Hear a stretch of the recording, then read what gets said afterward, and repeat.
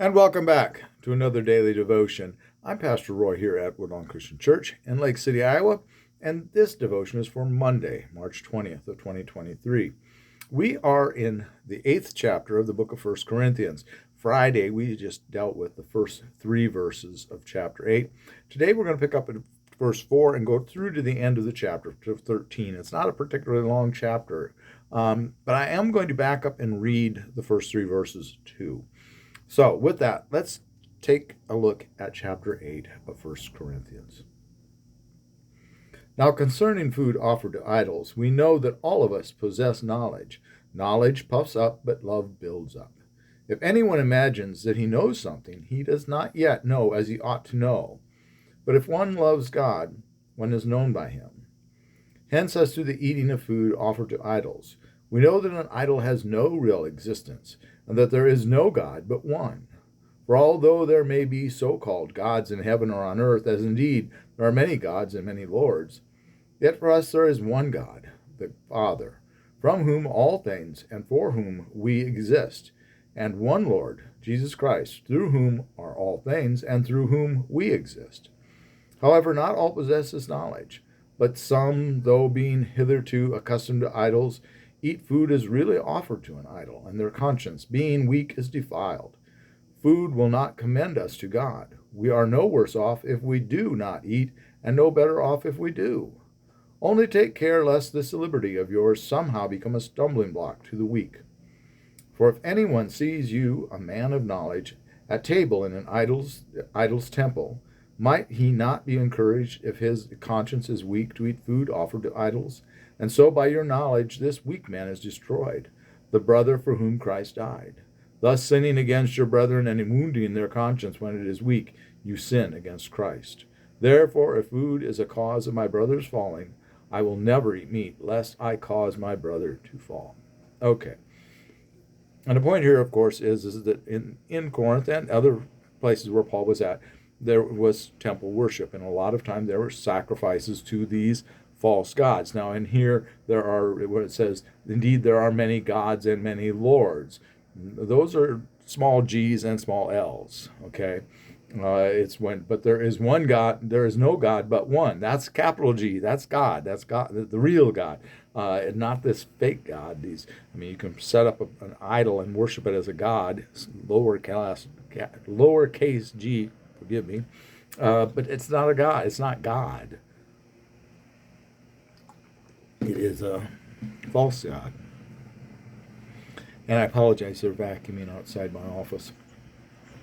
But the point here is that if someone once was a pagan, and for them there was great meaning and import on that meat that was sacrificed to the idols, and that consuming that meat was part of the pagan worship,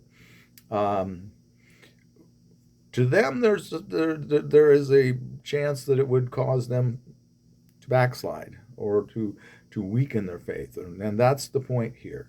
And it's along the same lines as if you know someone that's an alcoholic. You don't drink alcohol in front of your friend that's an alcoholic, not unless you're not a particularly loving friend. You abstain. And it's the same thing. We are American Baptist here, and American Baptists don't have a problem with alcohol. We're not like Catholics. We don't have beer and wine and even sometimes hard liquor in the church. We don't do that, and we don't allow, actually, we don't, here as the American Baptist and disciples, we have a thing in our use of our fellowship hall that's been there forever. We don't allow alcohol in the fellowship hall. Not because we don't, we eschew drinking entirely, but it goes back to that old thing, as I started to say, that many originally the Baptists didn't drink, and many different form of Baptists don't believe in drinking. And therefore, if you were out with a friend that was of that form of Baptist or any other, I think the Assemblies of God, I think they have a prohibition on drinking, or at least the ministers do, or some of those groups do. I can't say that, shouldn't speak to that. I'm not an expert on that.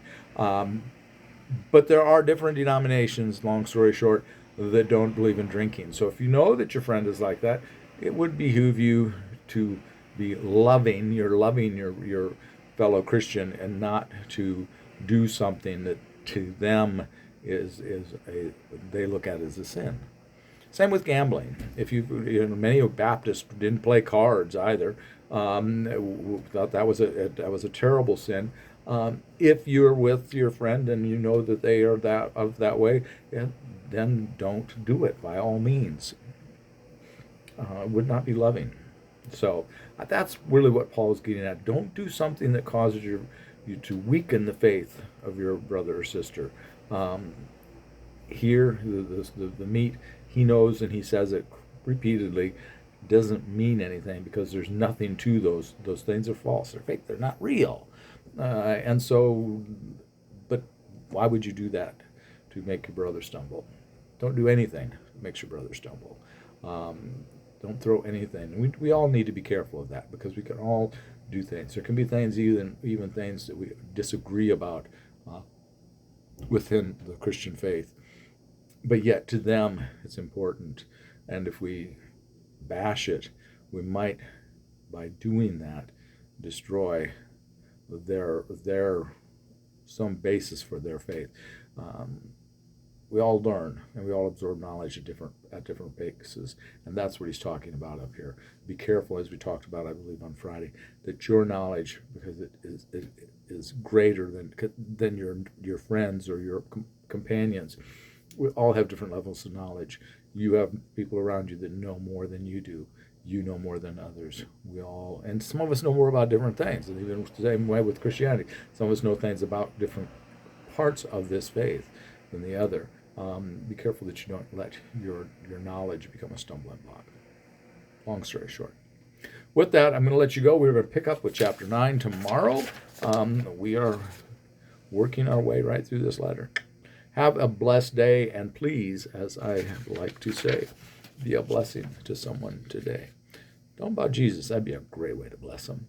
If you enjoy these devotions, please do like and subscribe. We'd love to have you back. Please feel free to share them. All right, and we do have a playlist. If you look at the bottom of the if you go to the chapter page or my channel page, you'll see the playlist of the different books that we've talked about. If there's another book you want to hear about. All right, take care. God bless you all.